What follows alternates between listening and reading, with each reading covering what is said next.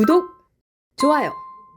자, 4부 김민수 전 수석 대변인 모시겠습니다. 어서 오십시오. 네, 안녕하세요. 반갑습니다. 안녕하세요. 김민석이라고 반갑습니다. 해서 미안합니다. 아유, 괜찮습니다. 하도 많이 헷갈리시는 분들이 있어서 뭐 김민수, 김문수, 김민석 뭐 이렇게.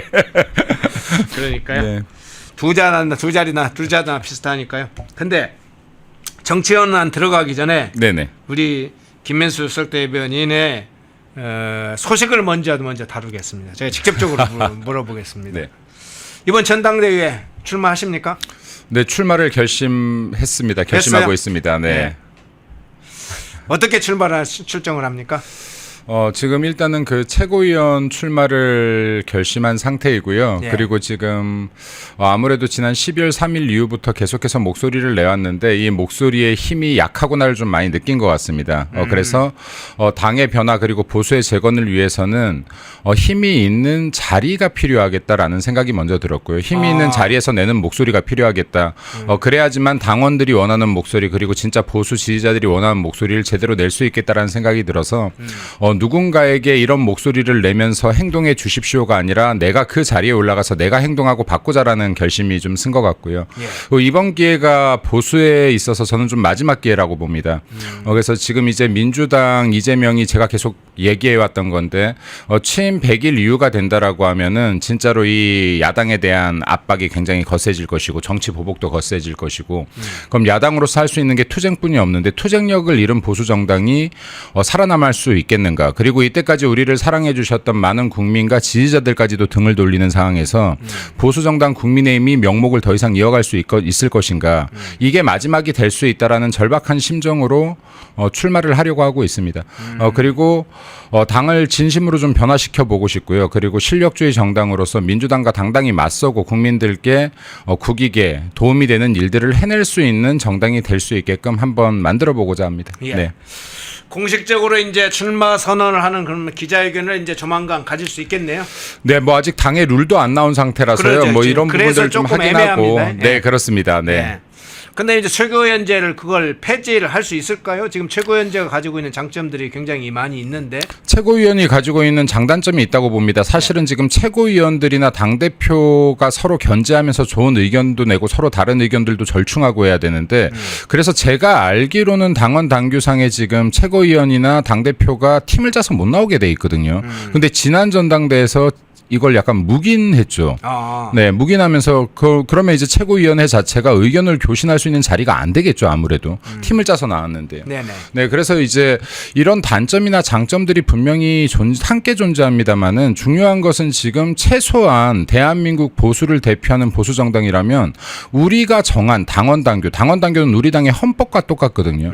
네, 그럼 이 헌법은 지켜야 되지 않겠습니까? 근데 이것이 항상 전당대회 때마다 룰이 바뀌고 뭐 8대 2라고 당원 8 그리고 여론조사 2라고 당원 당규에 나와 있음에도 불구하고 선거 때마다 여론 100%로 하겠다. 또 지금 선출 방식을 바꾸자고 주장하는 네, 이거 지금 있죠? 당원 당규를 손바닥 뒤집듯이 뒤집는 거 아닙니까? 당원 당규를 바꿔놓지도 않은 채로 당원 당규를 지키지 않는 것인데 이런 규칙들도 지키지 못하는 정당이기 때문에 누가 신뢰할 수 있겠는가? 여기에 당의 소속 원들인들 신뢰할 수 있겠는가? 그래서 이번에도 뭐 최고위원을 없앤다 만다라는 이야기가 있는데 만약에 없애면 당대표 출마할 계획입니다. 네. 네. 최고위원제가 없어지면 당대표 출마한다. 아, 그렇군요. 일단 지도부에 입성을 하겠다. 실제로 일을 할 수 있는, 힘을 쓸 수 있는, 말이 현실이 될 수 있는, 당을 바꾸고 이재명과 싸울 수 있는 정당으로 완전히 바꿔놓겠다. 김민수, 네. 최고위원으로 불러야 돼요? 당대표로 불러야 돼요? 여기에서 일단 제가 이렇게 말하는 것은 당원 당규를 쉽게 건들지 말라는 말씀을 드리고 싶고요. 그렇군요. 네, 그리고 만약에 제가 당대표 너무나 훌륭하신 후보들이 계시지만은 여기에서 당선이 되지 않는다고 하더라도요. 설령 당대표 후보로서 최소한 그 자리에서 당원들이 보는 자리, 국민들이 보는 자리에서 내 목소리를 낼 수는 있겠다라는 생각이 듭니다. 그리고 지금 저는 이 당이 지금 이 상태로 완전히 개혁하지 못하고 완전히 변혁하지 못하면 기회가 더 이상 없다고 보기 때문에 그럼 여기에서 최소한 마지막 보수로서의 목소리는 낼 수 있어야 되지 않은가라고 생각되고요. 많은 분들이 지금 우리 당의 뭐 극우 세력들이 많다, 극우와 결별해야 된다 그러는데 당내 대체 극우가 누가 있습니까? 저는 지금 우리 당내 자경화 현상이 가장 큰 문제라고 봅니다. 자경화 척결부터가 보수의 재건의 시작이고 그리고 보수 단합의 시작이라고 봅니다. 그래서 이러한 목소리들을 제대로 낼 수 있게끔 한번 그 자리를 제 스스로 만들어 보려고 합니다. 예. 네.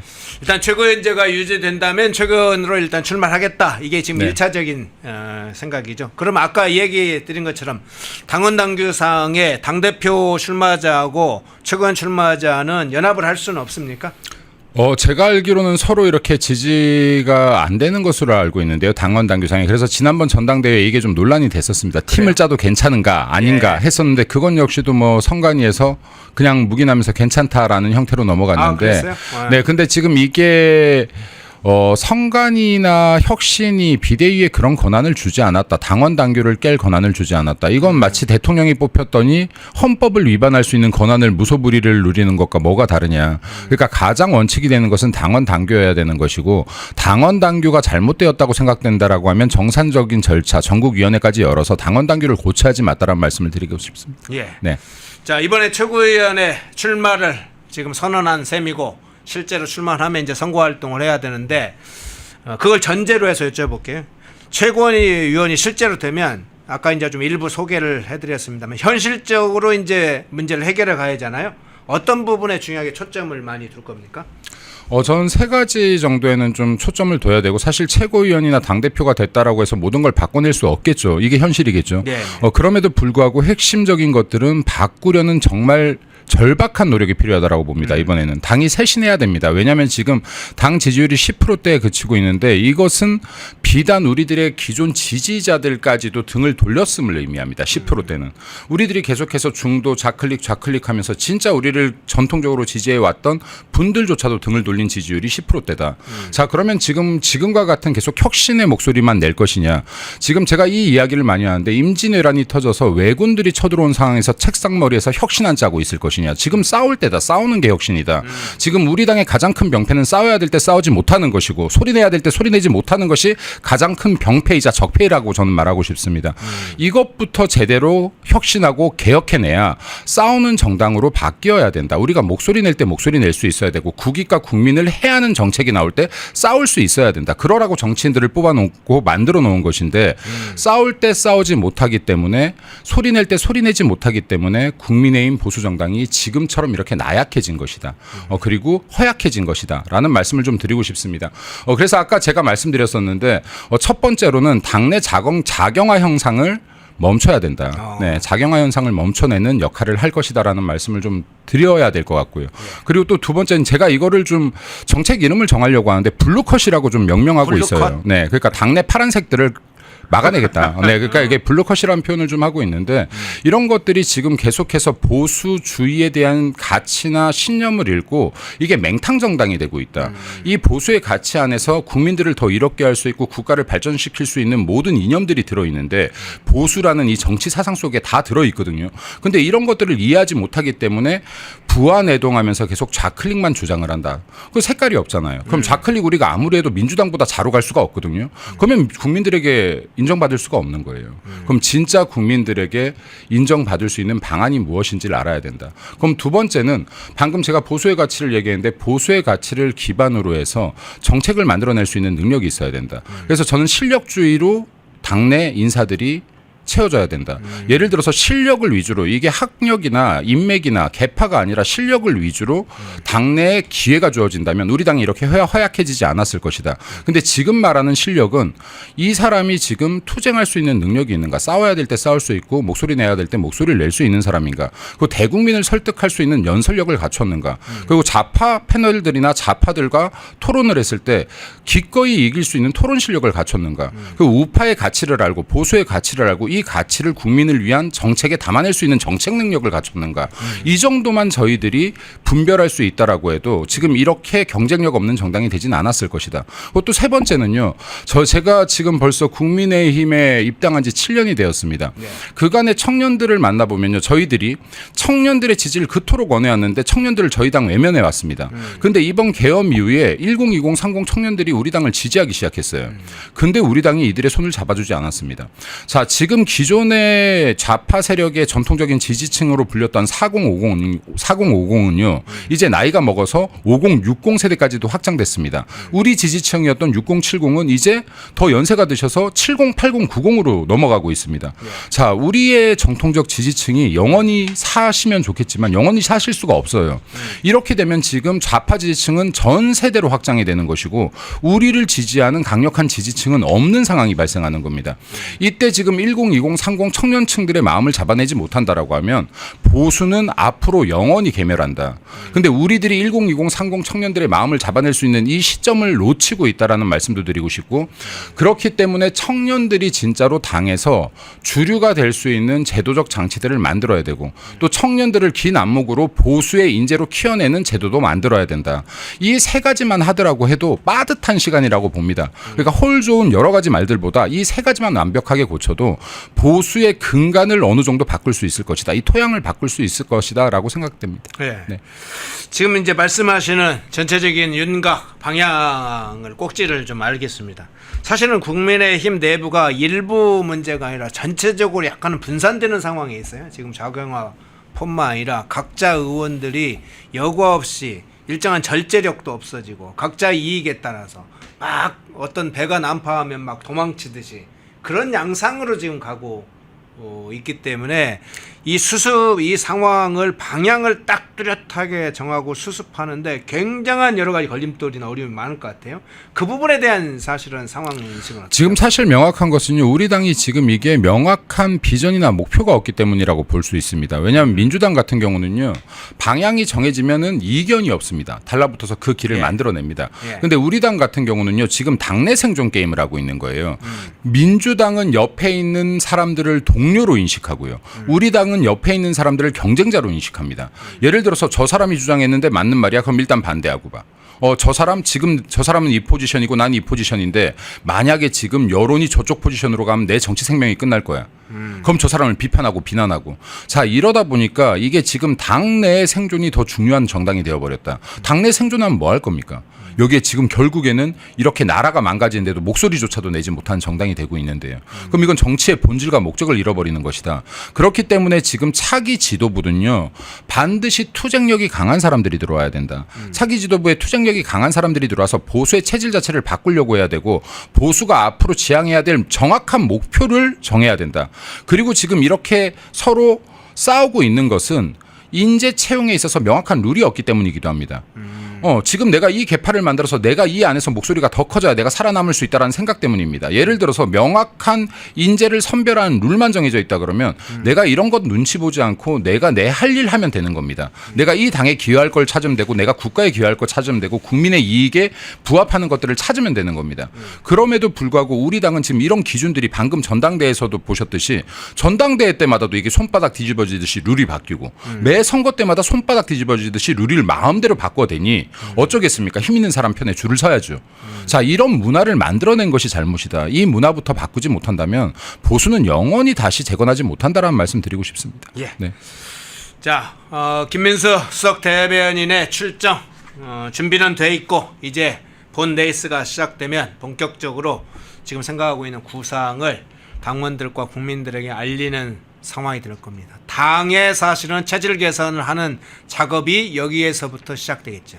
이 당은 무엇을 목표로 하는 정당인지, 국민의힘은 지향하는 바가 뭔지, 보수 우파 정당이라면 보수 우파 정당의 색깔과 이념을 뚜렷하게 갖고 있는지 또는 그런 사람들이 누구인지, 그런 사람들 싸울 줄도 알고 보수 이념을 정통한 사람들을 전면에 배치할 능력이나 그럴 수 있는지 그 문제를 이제 호소해 갈 것으로 보입니다. 그 부분은 아마 이후에 또 대담에서 자세하게 추가적으로 다뤄보는 걸로 하고 이슈 좀 먼저 다뤄볼게요. 저 국정상황실장 이슈를 한번 먼저 한번 여쭤볼게요. 자, 이게 지금 조선일보가 어제 이제 단독으로 보도를 하면서 추가 보도가 나오고 있는데 국정상황실장 지금 교체됐다. 초기에는 교체되는 것으로 알려졌다 이렇게 단독 보도가 나왔다가 이미 확인이 돼가지고 송기우 국정상황실장이 경제안보비서관으로 가고 후임에 김정우 전 민주당 의원이 왔다. 이게 지금 단독으로 다시 지금 조선일보에 떴는데 이 국정상황실장 교체 이 문제는 좀 간단해 보이진 않아요. 임명된 지 한 달밖에 대략 안 되는데 어떻게 이 상황을 보고 계세요? 국정상황실장이 굉장히 실세이자 그리고 막강한 권한을 가지고 있는 자리잖아요. 그렇죠. 예. 그리고 지금 이게 실제로 처음부터 이렇게 막강한 기간은 아니었고 막강한 자리는 아니었지만 사실 이게 박정희 대통령 때 좀 확대가 됐다가 조직이 그리고 또 보수 정권 때마다 축소가 됐다가 좌파 정권 때 다시 확대가 됐다가 문재인 네. 정부 때 특히 힘이 실렸죠. 네, 문재인 정권 때 또 확대가 됐다가 윤석열 정권이 들어와서 야 이거 너무 비대하다라고 해서 또 그 권한을 축소했는데 이번에 이재명이 다시 또 확대를 한다라고 하는 거죠. 네, 그러면서 지금 실제 그 굉장히 큰 실세의 자리이기도 하고 여기에 어떻게 보면 대통령의 모든 상황들에 대해서 컨트롤 타워 역할을 하는 곳이거든요. 그렇죠. 그렇기 때문에 이게 정무적 역할도 굉장히 뛰어나야 되고 이게 사정기관 업무에도 굉장히 밝아야 됩니다. 근데 지금 기존에 지금 이 실장 자리에 앉혀놓은 사람은 이게 국제통상위원장으로 활동했던 사람인데 이게 약간 뭐 무역이나 경제 전문가로는 볼 수 있는데 이 자리에 적합치 않다라는 얘기들이 좀 많이 있었거든요. 네. 그럼에도 불구하고 지금 굉장히 가까운 사람을 앉히려다 보니까 측근 인사를 하려다 보니까 지금 능력에 붙이는 사람을 앉혔다라고 봐야 될 것 같아요. 근데 이 능력에 붙인다는 걸 왜 이렇게 빨리 발견했냐? 그럼 이번에 이게 홍수 피해와도 큰 연관이 있을 것이다. 그럼 상황실장 같은 경우는 지금 이런 홍수 피해 상황에서 소방국이 뭐 소방청이라든지 지금 그리고 군대라든지 여러 곳들과 이 연계들도 해야 되고 하는 것인데 지금 이런 대처들이 자연스럽게 늦어질 수밖에 없었었고요. 또 대규모 인명 피해까지도 발생한 상황인데 지금 여기에서 제 역할을 하지 못했을 가능성이 굉장히 높다. 지금 한 달뿐이 안 됐는데 지금 어리버리하지 않았겠습니까? 지금 그렇죠. 내가 제대로 알지 못하는 업무고 제대로 된 보고도 하지 못했을 것이고 그럼 여기에 대한 비판들이 굉장히 일었을 겁니다. 어디에서? 여권 내부에서. 왜냐하면 여권 내부에서도 지금 권력 암투 시기거든요. 그럼 내가 서로 우리 편이 서로 좀 더 좋은 자리를 차지해야 되는데 지금 이 기회야말로 서로 밀어내고 또 새 사람이 들어가기에 너무 좋은 기회죠. 네, 그러니까 이 안에서도 제가 볼 때는 권력 암투에 여러 보이지 않는 장들이 열렸을 가능성이 굉장히 높고 그 사이에서 실질적으로는 경질당해서 밀려났다라고 보는 것이 맞지 않겠는가라고 생각되어지는데 지금 이것은 지금 이재명 정부의 하나의 경고탄이라고 봅니다. 그러니까 정보용이다. 네, 그러니까 경고탄이 될 수가 있다. 왜냐하면 지금 이재명 그 주변의 인사들을 보면 지금 성남 사람들이라든지 기존의 측근들을 막 넣고 있는데 네. 측근들이 필요한 부분 분명히 정치에서 있습니다. 네, 그럼에도 불구하고 정말로 국익과 국민을 위한 자리, 정말 이 능력이 먼저 우선돼야 되는 자리에까지 이 측근들로만 다 채워넣는다라고 하면 결국에는 국정이 마비될 것이고 국민과 국익에 피해가 발생하게 될 것이다.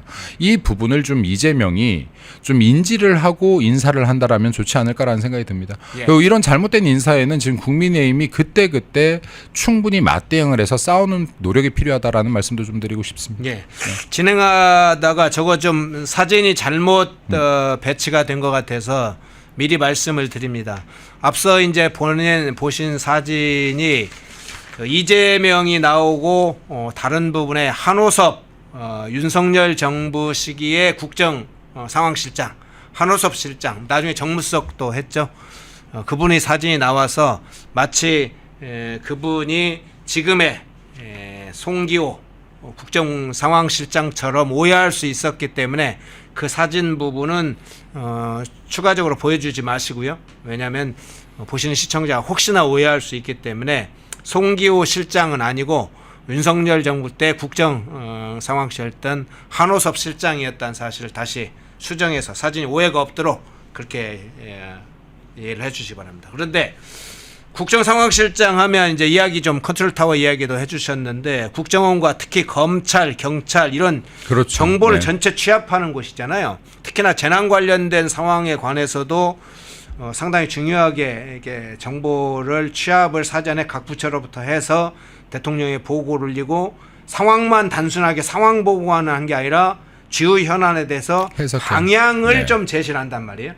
그런데 마침 묘하게 지금 이번 사건에서 폭우가 발생하는 시기이기도 했습니다. 그래서 지금 어떤 사전 대처를 못했다는 얘기도 나와요. 근데 전혀 못했을 것 같아요. 그러니까 방금 이제 앵커께서 말씀하셨지만 앵커께서는 또 대통령실에 근무하셨으니까 아마 이런 구조들을 너무 잘 알고 계실 것 같아요. 근데 지금 이제 실제로 이런 정보들이 여러 가지 정보들이 취합이 되는데 제가 아까 정무적 능력에 대해서 얘기한 것이 이 정보를 해석하는 거는 해석하는 사람마다 저마다 별개거든요. 그렇죠. 예를 들어서 지금 우리들이 정치 현황을 파악한다 그래도 사람마다 똑같은 정보가 들어와도 해석의 방향이 다를 수가 있는 거 아닙니까? 그럼 결과적으로 이 해석 능력이 뛰어난 사람을 정무적 판단 능력이 뛰어나다라고 하는 것인데 그럼 이 자리 같은 경우 상황실장 같은 경우에는 진짜로 정무적 판단이 정확한 사람이 들어가야 되는 거죠. 그러려면 여러 경험을 갖추고 있어야 되는 겁니다. 근데 여러 경험을 갖추고 있어야 되는 것인데 이게 통상 쪽에 대한 경험뿐이 가지고 있지 않은 사람이 지금 이 막중한 자리에 들어갔다. 그럼 이게 제대로 된 위기 상황 대처가 될 수가 없었을 것이다.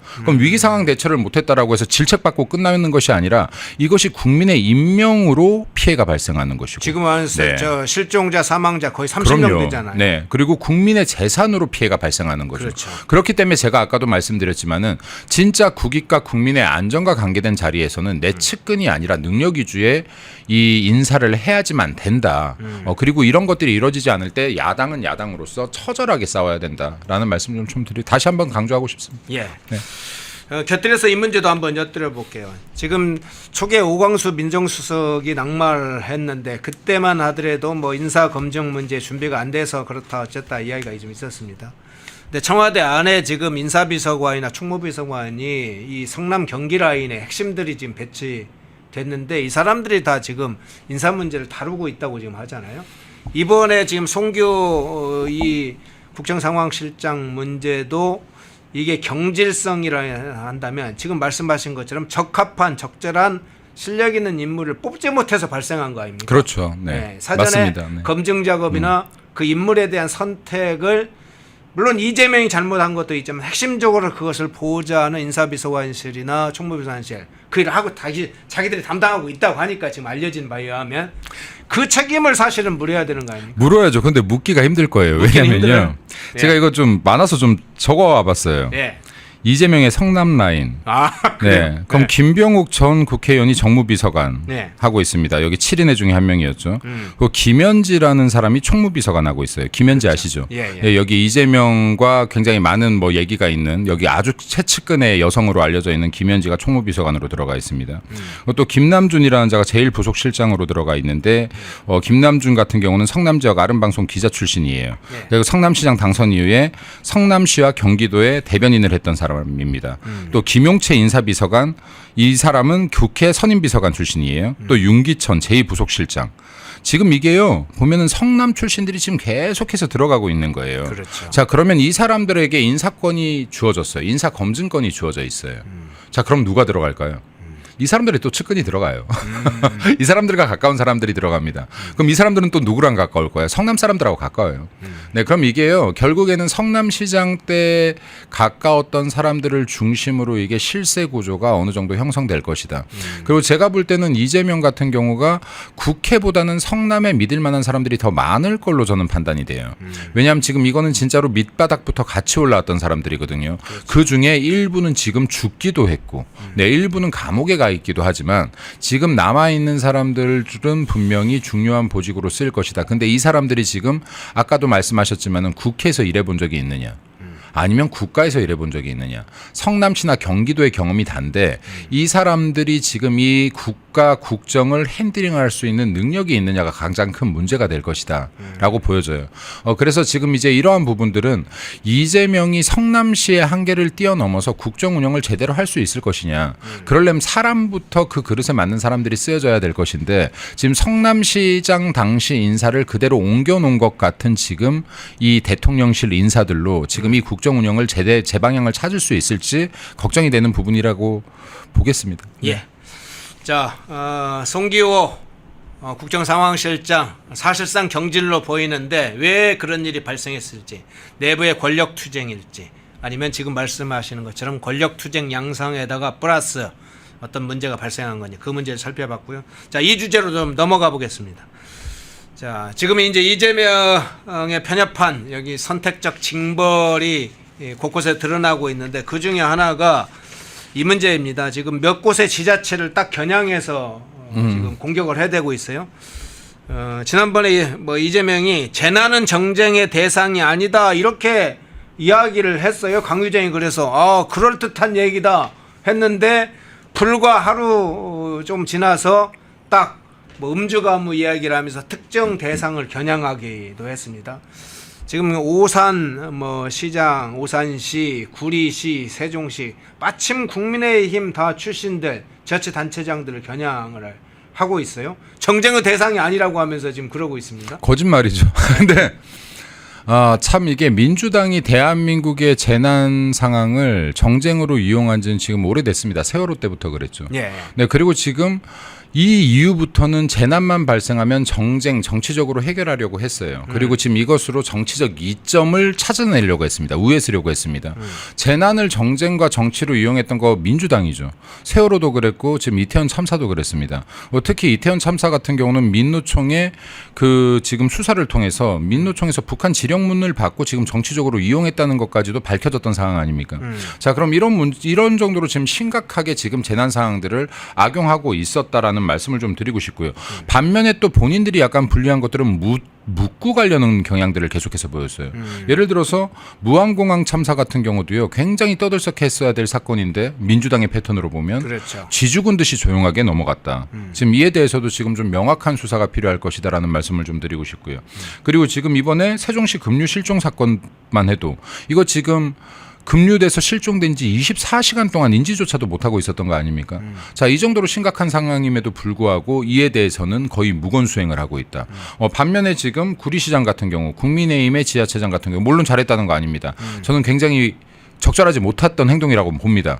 그럼에도 불구하고 이걸 선별적 비판하는 것은 잘못됐다. 이것이야말로 지금 이러한 재난 상황들을 정치적으로 정쟁으로 이용하려는 것 아니냐. 그리고 이 앞에 대통령이 선다는 거 참 포만 난다. 모양 빠진다라는 말씀도 좀 드리겠습니다. 대한민국이라는 지금 세대 7대 강국의 대통령이 구리시장이나 뭐 이런 특정인들 한두 명을 짚어서 정쟁으로 이 재난 상황 대국민이 슬픔에 빠져 있는 사건에 대한 정쟁으로 이용하려고 한다는 것은 이거 굉장히 잘못된 것이다. 그리고 이런 부분들은 민주당이 반성을 해라. 지금 이런 재난 앞에서 민주당이 계속해서 이걸 정쟁으로 하려고 하기 때문에 근본적인 문제 해결에 집중하지 못하는 부분이 있습니다. 예를 들어서 지금 세월호 참사 같은 경우도요. 진짜 그때 국가에서 해야 될 거는 근본적인 문제 해결이고 지금 향후에 이러한 문제들이 재발하지 않게끔 하는데 초집중을 하는 겁니다. 여도 야도 다 힘을 합쳐야 되는 부분입니다. 근데 이 정쟁을 계속해서 정쟁으로 만들어 왔기 때문에 이태원 참사도 마찬가지고요. 그럼 정작 국가나 정치인들이 해야 될 일은 하지 못했다. 이것으로 정쟁을 하고 한쪽은 공격하고 한쪽은 방어하기 바빴다. 이런 상황에서 어떻게 이거에 더 나은 대비책을 만들어내겠습니까? 그 후속 재발을 하지 않는 이런 정책들을 만들어낼 수 있겠습니까? 그러니까 이런 것들은 이러한 재난들은 더 이상 정쟁으로 활용하려고 하지 말고 진짜로 국익과 국민을 위해서 정책 방향으로서 보완을 하고 개선할 수 있는 방향들을 찾아야지 맞다라는 말씀도 좀 드리고 싶습니다. 그러니까 이런 얘기 나오면 계속 반복돼서 커뮤니티에 돌고 있는 게 이제 만찬 문제하고 뭐 떡볶이 먹방 문제하고 이런 게 막 나오잖아요. 안 나올 수가 없죠. 왜냐하면 지금 세월호 때 아직도 우리는 기억합니다. 거기에서 지금 밥 한 끼 못 먹다가 그 현장에서 앉아서 컵라면 한 끼 먹은 게 죽을 죄가 되어서 지금 물러났던 사람이 있고요. 그렇죠. 네, 그리고 지금 이런 수해 상황에서 회식을 하고 있는 사람들이 있고요. 웃고 즐기면서. 예. 네, 그리고 지금 문재인 같은 경우는 짜파게티를 먹고 앉아 있고요. 그때 봉준호 감독이었나요? 초대했던 네, 사람이. 그랬죠. 네, 봉준호 감독 초대해서 짜파게티를 먹고 있고요. 자, 이런 것들은 자기들이 한 것은 미화가 되고 비판받을 행동이 안 되는 것이고 진짜로 그 현장에서 컵라면 하나를 먹은 건 죽을 죄가 되는 것이고 이건 지금 너무나도 잣대가 다른 거죠. 만약에 민주당이요 국민의힘에 되는 잣대를 스스로에게 된다라고 하면 대한민국 정치는 엄청난 발전을 이룰 겁니다. 네, 엄청난 발전을 이룰 거예요. 정치 선진국이 될 겁니다.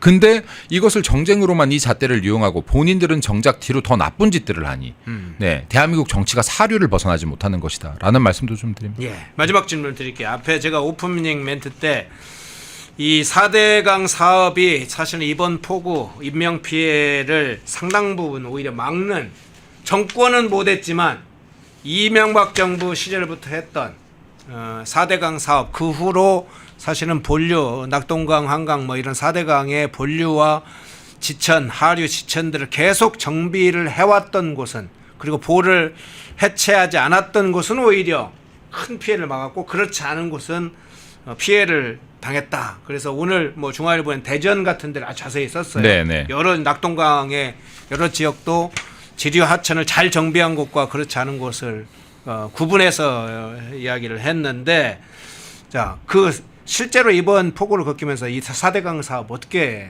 평가를 하세요? 4대강 사업은 실제로 굉장히 높이 평가해줘야 되는 사업이에요. 지금 이거 역시도 민주당이 지금 국민들의 안전보다는 정쟁으로 활용하려고 했던 거 아닙니까? 그랬죠. 지금 4대강 사업 같은 게요.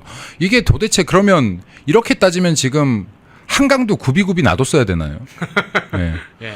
지금 이게요, 첫 번째는 국민들의 안전이에요. 개구리가 아니에요. 이거 지금 환경단체에서 개구리가 없어진다라고 했더라고요. 예. 예, 개구리 자연 중요해요. 근데 국민의 안전이나 국민의 생명보다는 아니라고요. 이게 우선순위를 못 잡으면 어떡해요. 여기에 지금 강이 범람하는 거는 방금 말씀하셨지만 두 가지 원인 정도로 볼 수가 있어요. 이게 지금 굽이굽이 흘러가다 보면 태적층이 계속 쌓여요. 그렇죠. 그럼 강의 높이가 계속해서, 이게 하천의 높이가 계속해서 줄어드는 겁니다. 깊이가. 자, 그럼 태역층이 계속 쌓이게끔 둘 것이냐. 이 바닥을 긁어줘야 되고 볼을 세워야 되는 거예요. 그럼 이건 빗물을 담을 수 있는 그릇이 되는 것인데, 4대강은 이 역할을 명확하게 하고 있다. 4대강이 유지되고 있는 곳들은 지금 홍수 피해가 지금 없는 거 아닙니까? 네. 네, 그럼 이것만으로도 지금 이명박 대통령이 엄청난 기여를 한 거예요. 왜냐하면 지금 이 물난리가요, 매년 반복되는 거였잖아요. 매년 물난리 난 곳에 또 나는 거예요. 사람이 가장 바보인 게요, 똑같은 실수를 반복하는 거고 똑같은 피해를 또 입는 거예요. 여기 내년에 물난리 날 걸 알면서 대처하지 못하는 건데 이거 계속 못 해왔잖아요. 이거 이명박 대통령이 지금 4대강 사업으로 해결을 했으면 박수 쳐줄 건 박수 쳐줘야죠. 네. 그리고 지금 박수 쳐줄 것들은 박수 쳐줘야 되는데, 이거 잘 만들어 비싼 세금 걷어서 만들어 놓은 이 4대강을 문재인 때 해체하지 않았습니까? 예. 이거 해체를 시작했는데 중단됐어요. 왜 중단됐습니까? 지역 주민들이 반대해서 중단됐어요. 이거 해체하면 다시 홍수 터진다고요. 근데 또 이거 다시 또 해체하겠다고요? 그러니까 이런 부분들을 정쟁으로 이용하지 마라. 지금 보수 정치인들의 업적을 가리기에 급급하니까 이 피해 역시도 국민들께 돌아가는 것이다. 그리고 이런 것들은 진짜로 이거 해체해야 되는 이유를 계속 자연보호를 들고 있는데, 예.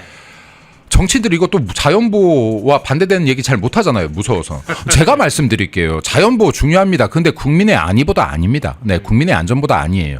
네, 이런 것들 당당하게 주장하시고, 여기 4대강 지금 제대로 살릴 수 있는 방법들, 그리고 국민의 피해를 막아낼 수 있는 방법들에 연구 집중하면 좋겠다는 말씀드립니다. 예. 네.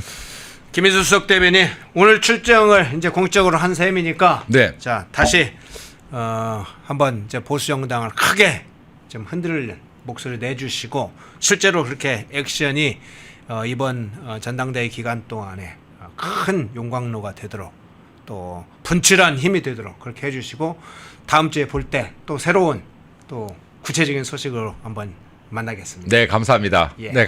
김민수, 아니요, 그렇게 끝내긴 아쉬우니까 김민수 수석 대변인 마지막 이야기를. 보수를 사랑하시고 지지해 오셨던 많은 국민들께서 허탈함과 허무함의 연속인 날들인 것 같습니다. 그리고 지금 많은 분들이 포기하시고 국민의힘을 떠나시는 분들도 굉장히 많아서 지금 당원 이탈률도 굉장히 높은 상황인 것 같습니다. 이대로 가면 정말 대한민국을 지탱해왔던 보수 정당 국민의힘이 역사의 뒤안길로 사라질 수 있다라는 위기감을 느끼고 있습니다. 그럼에도 불구하고 희망이 없는 시대를 살고 있어도 우리가 작은 희망이라도 가져야 진짜 희망을 만들어낼 수 있는 기회가 생긴다고 생각합니다. 국민 여러분, 그리고 당원 여러분들께서 마지막 희망 놓지 마시고 그래도 더 미래를 보면서 희망 가져주시기를 부탁드립니다. 그리고 더운 날씨 건강 잘 챙기시고 비, 폭우에 대한 피해 없으시길 바랍니다. 오늘도 즐거운 하루 되십시오. 감사합니다. 네. 예, 김민수 전 수석 대변인이었습니다. 고맙습니다. 네, 감사합니다. 네. 펜앤마이크와 광동이 함께 준비한 광동 루테인 밀크시슬 혈행 개선, 노화로 인한 눈 건강, 간 건강, 펜앤마이크 TV 단독 할인 2개월분 한 박스에 3만원, 6개월분 세 박스에 84,000원, 펜앤마이크 구독자 전용 댓글 상단 할인 링크에서 구매 가능합니다. 전화 문의는 1661-6915, 전화 문의는 1661-6915. 펜앤마이크와 광동이 함께 준비한 광동 면역보감 데일리 스틱 2024년 건강기능식품 대상, 높은 흡수율, 휴대와 섭취가 간편한 스틱형 펜앤마이크 TV 단독 할인 1개월분 한 박스에 33,000원, 3개월분 세 박스에 9만원, 펜앤마이크 구독자 전용 댓글 상단 할인 링크에서 구매 가능합니다. 전화 문의는 2661-6915, 전화 문의는 2661-6915. 펜앤마이크와 광동이 함께 준비한 광동 혈당혈압 콜레스테롤 케어 솔루션, 식후 혈당 상승 억제, 체지방 감소, 혈중 콜레스테롤 개선, 높은 혈압 감소, 페넷마이크 TV 단독 할인 1개월분 한 박스에 25,000원, 3개월분 3박스에 66,000원. 페넷마이크 구독자 전용 댓글 상단 할인 링크에서 구매 가능합니다. 전화 문의는 1661-6915, 전화 문의는 1661-6915. 페넷마이크에서 추천하는 영상도 보고 가세요. 다른 영상도 즐기시려면 구독 버튼을 꼭 눌러주세요.